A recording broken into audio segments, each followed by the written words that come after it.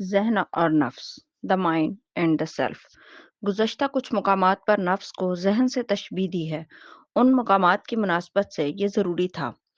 علم نفس کی کمی یا غیر موجودگی میں ذہن کو ہی نفس کہا جاتا ہے، لیکن نفس کو ہمیشہ صرف ذہن ہی سمجھتے رہنا بہت بڑی خطا ہے۔ ذہن اللہ کی شاندار تخلیق ہے، یہ عقل کا مرکز ہے۔ اس کو نظر انداز کر دینا حماقت ہے۔ اس لیے اب تک جو بھی لکھا ہے اس کا نتیجہ نکالنا بہت ضروری ہے۔ پریسائز کنکلوژن کے بغیر بات سمجھ نہیں آ سکتی کیونکہ معلومات وسیع تر ہیں۔ ذہن انسان کی داستان کا سب سے بڑا حصہ ہے۔ یہ زندگی اور دنیا دونوں پر چھایا ہوا ہے۔ جب بھی انسان اپنی شخصیت، پرسنالٹی کا کوئی بھی تصور بناتا ہے اور اس تصور کو، امیجنیشن کو جینا چاہتا ہے، پروجیکٹ کرنا چاہتا ہے، ذہن اس شخصیت، اس کردار کے خد و خال پیدا کر کے اسے زندگی میں ایکٹیویٹ کر دیتا ہے۔ یہ شخصیت، پرسنالٹی ہے جو کہ نفس ہے۔ اس کا اور ذہن کا بے حد پیچیدہ اور گہرا باہمی تعلق ہے۔ یہ اتنا پیچیدہ تعلق ہے کہ لوگ نفس اور ذہن کے درمیان موجود اس باریک فرق کو پہچان کرنے سے اکثر ہمیشہ قاصر رہتے ہیں۔ عام طور پر نفس کو میں کہا جاتا ہے، ٹھیک کہا جاتا ہے۔ میں کو جانتے ہیں۔ نفس میں ہے، میں شخصیت ہے، پرسنالٹی ہے۔ میں ایک شخص ہے، ایک پرسن ہے۔ شخصیت، پرسنالٹی حقیقت نہیں ہے، یہ ایلوژن ہے۔ پرسنالٹی شناخت ہے، یہ آئیڈینٹیفیکیشن ہے۔ میں ایک شناخت ہے۔ میں خود کو ہر شے سے جوڑتا ہے، آئیڈینٹیفائی کرتا ہے۔ میں کی شناخت ایک جھوٹ ہے، ایک دھوکہ ہے۔ یہ شناخت میں کو دنیا نے دی ہے اور دنیا بذات خود دھوکہ ہے۔ میں اپنی مرضی سے پیدا نہیں ہوا۔ میں کا نام تک اس کے ماں باپ نے رکھا ہے۔ میں نے اپنے ماں باپ، بہن بھائی، رشتے ناتے، دوست دشمن، اپنا مذہب، اپنا ملک اور اپنے افکار و خیالات خود نہیں چنے، یہ دیے گئے ہیں۔ میں کے ذہن میں پروگرامز کی طرح نصب انسٹال کیے گئے ہیں۔ اس لیے میں محض ایک خیال ہے، میئر آئیڈیا ہے۔ میں کو اس اصل شناخت کا کوئی علم نہیں ہے۔ انسانوں کے اس سمندر میں اس کی حیثیت ایک گمشدہ کی سی ہے۔ میں اپنی دنیا کو اپنے علم سے جانتا ہے اور خود کو آگے بڑھاتا ہے، ایکسپینڈ کرتا ہے۔ میں اپنی زندگی سے اپنی موت تک کے سفر میں ہے، ایک مدت، ٹائم لائن میں ہے۔ اسے دیکھا جا رہا ہے، پرکھا جا رہا ہے۔ مرنے سے پہلے اسے اپنی اصل شناخت تک، آئیڈینٹیفیکیشن تک پہنچنا ہے۔ اسے جاننا ہے کہ وہ جسے میں کہتا ہے وہ اصل میں کون ہے۔ میں خود میں کو جو سکھایا گیا، سمجھایا گیا، پڑھایا گیا، سنایا اور دکھایا گیا، سب ایک ایلوژن ہے۔ اسے ضروری لیکن فرضی معلومات دے دی گئی ہیں تاکہ وہ ایگزسٹ کر سکے، حرکت کر سکے، موو کر سکے، لائیو کر سکے۔ اسی سراب، اسی دھوکے کے دوران اسے بہت ہی دھیرے سے، غیر محسوس انداز سے یہ جتلا دیا گیا ہے کہ وہ نہیں جانتا کہ وہ اصل میں کون ہے۔ اسے اب آغاز کرنا ہے۔ اس کا اصل سفر اب سے، آج سے شروع ہوتا ہے۔ اسے اپنے علم کی اصل حقیقت تک پہنچنا ہے، ذہن کو نئے سرے سے تیار کرنا ہے۔ اسی ذہن کو جو اب تک اسے گمراہ کرتا چلا آیا ہے، اور اس گمراہی کی وجہ بھی یہ خود ہی میں ہے۔ اس نے جو شخصیت اپنے ذہن کو دی ہے، ذہن نے اسی کردار کو نبھایا ہے۔ اب اس میں کو اپنے اندر موجود علم کو درست کرنا ہے، چھاننا پھٹکنا ہے اور اس کی سمت ٹھیک کرنی ہے۔ اس کے لیے اسے اپنے اندر موجود کچرے سے جان چھڑانا ہوگی تاکہ حقیقی علم اس کی جگہ لے سکے۔ اس کے لیے اس میں کو ماننا ہوگا، ایکسپٹ کرنا ہوگا کہ وہ کچھ بھی نہیں جانتا۔ I don't know anything at all۔ اسے کچھ خبر نہیں کہ سچ کیا ہے اور سچ کیا ہے۔ اس کو جاننے کے لیے اسے جھوٹ کو فنا کرنا ہوگا، سوچ کو اس کی درست جگہ پر رکھنا ہوگا، خود کو تعلیم دینا ہوگی، تربیت کرنا ہوگی اور اپنا علاج بھی کرنا ہوگا۔ اس لیے میں خود کو سمت ہر شے کو نئی نظر سے دیکھنا ہوگا۔ پھر یہی ذہن ہر قدم پر اس کا ساتھی ہوگا۔ جب ذہن جان جاتا ہے کہ وہ کچھ نہیں جانتا تو وہ جان لینے کو رضامند ہو جاتا ہے۔ میں کو اپنی عقل کو خود اپنی ذمہ داری سے استعمال کرنا ہے۔ کوئی پیر فقیر، کوئی عالم، کوئی بابا، کوئی مرشد اس کی ناؤ پار نہیں لگا سکتا۔ اسے اس حقیقت کو خوب اچھی طرح جان لینا ہے کہ استاد کی ضرورت رہے گی، مگر ایسا ہرگز نہیں کہ استاد اسے کندھے پر بٹھا کر پار لے جائے گا۔ رستے کا علم ہو بھی جائے تو بھی سفر میں خود کو ہی کرنا ہے۔ تن تنہا جب نفس کی حقیقت ذہن پر آشکار ہوتی ہے تو ذہن پر انکشاف ہوتا ہے کہ نفس اسی کا ایک حصہ ہے۔ پیاز کے چھلکوں کی طرح دونوں ایک دوسرے سے جڑے ہوئے ہیں۔ جب ذہن کو عقل کو نفس کا علم عطا ہوتا ہے تو ذہن، مائنڈ اور نفس، پرسنالٹی کے درمیان فاصلہ پیدا ہو جاتا ہے۔ اب یہ دونوں ایک نہیں رہتے بلکہ الگ الگ ہو جاتے ہیں۔ کچھ عرصہ دونوں ایک دوسرے کو حیرت اور تذبذب سے تکتے رہتے ہیں، پھر ان دونوں میں گھمسان کی جنگ شروع ہو جاتی ہے۔ دونوں ایک دوسرے کو ہر لحاظ سے خوب جاننے بوجھنے والے ہوتے ہیں، اس لیے ایک سے ایک کاری وار دکھائی دیتا ہے۔ یہ جہاد اکبر ہے۔ یہی وہ پاکیزہ اور بلند عقل ہے جو تنہا ہے، جس میں نفس یعنی کہ پرسنالٹی کمزور ہے۔ یہی بلند عقل اصل علم ہے۔ یہی وہ علم ہے جو پھر رہنمائی کرتا ہے۔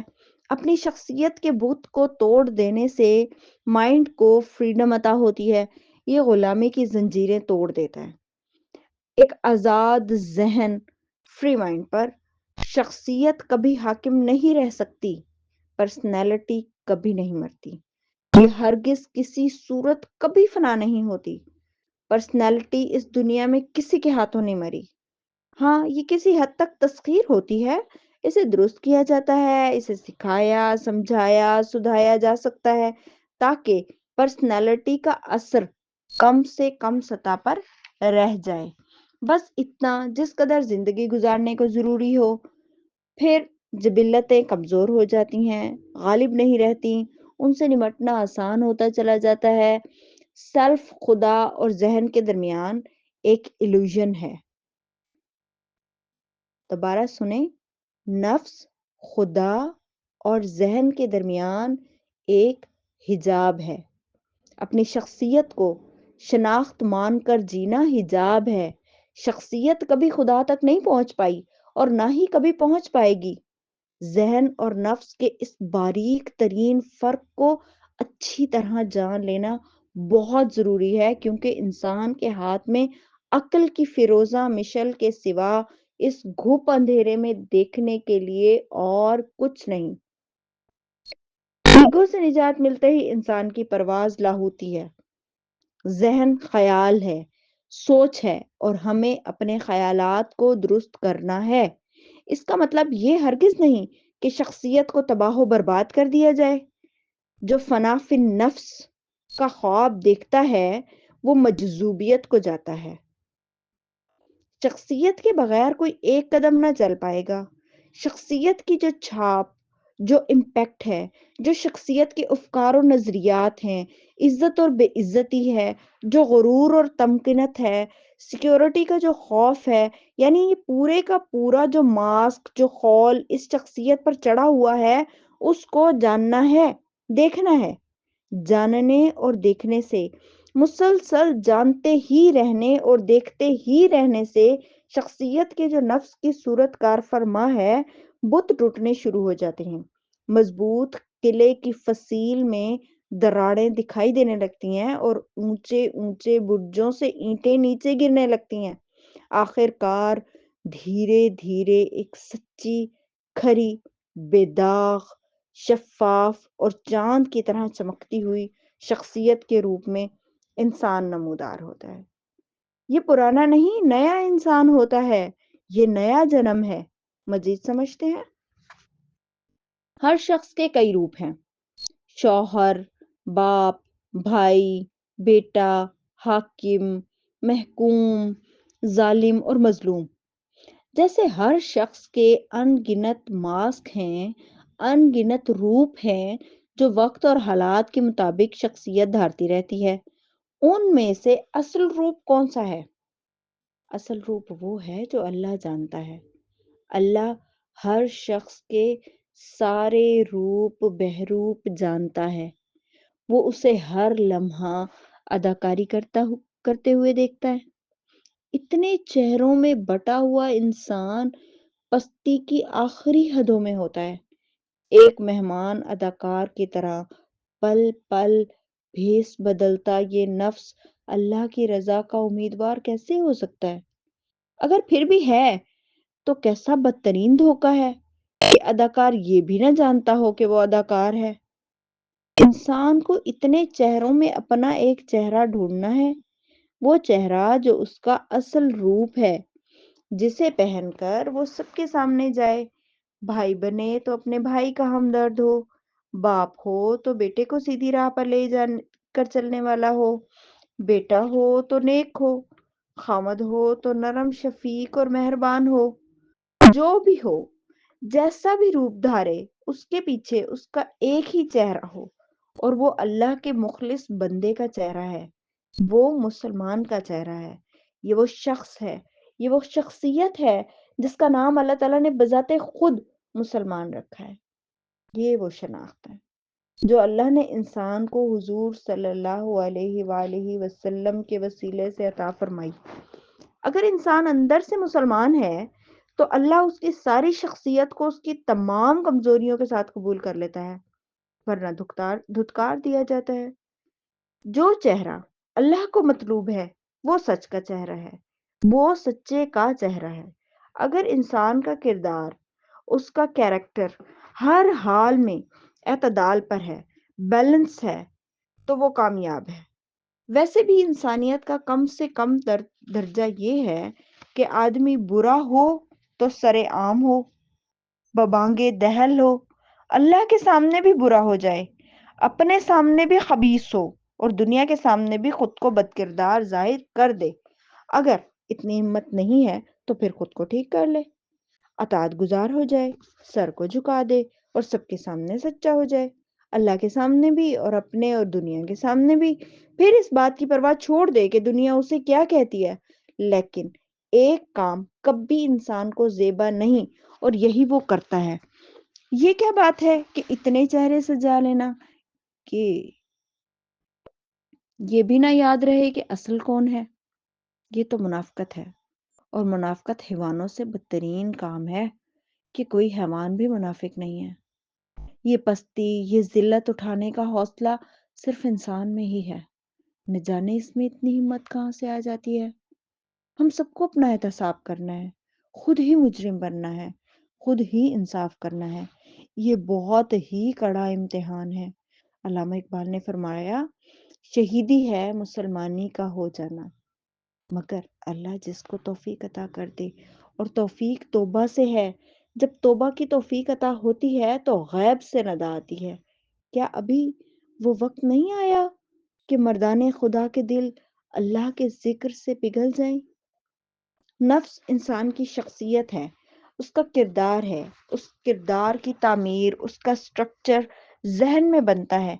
یہ دشمن خدا کا سٹرکچر ہے، اسے توڑنا بت شکنی کی رسم ادا کرنا ہے۔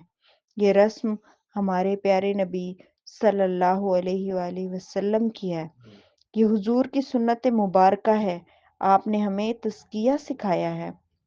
سورۃ آل عمران میں اللہ تعالیٰ فرماتے ہیں، لقد من اللہ علی المؤمنین اذ بعث فیہم رسولا من انفسہم یتلو علیہم آیاتہ ویزکیہم ویعلمہم الکتاب والحکمہ وَإِن كَانُوا مِن قَبْلُ لَفِي ضَلَالٍ مُبِينٍ۔ ترجمہ، اللہ نے ایمان والوں پر احسان کیا ہے جو ان میں نہیں، جو ان میں انہی میں سے رسول بھیجا، وہ ان پر اس کی آیتیں پڑھتا ہے اور انہیں پاک کرتا ہے اور انہیں کتاب اور دانش سکھاتا ہے، اگرچہ وہ اس سے پہلے صریح گمراہی میں تھے۔ ترجمہ دوبارہ سنیے، اللہ نے ایمان والوں پر بڑا احسان کیا ہے جو انہی میں سے رسول کو بھیجا۔ وہ ان پر اس کی آیتیں پڑھتا ہے اور انہیں پاک کرتا ہے اور انہیں کتاب اور دانش سکھاتا ہے، اگرچہ وہ اس سے پہلے سری گمراہی میں تھے۔ آیت 164۔ اب ہمیں اس پر کام شروع کرنا ہے، ایک ایک اینٹ کو توڑنا ہے۔ یہ مندر بہت بڑا ہے، یہاں ہزاروں بت سجے ہیں جو بڑے بت کو سجدہ کرتے ہیں۔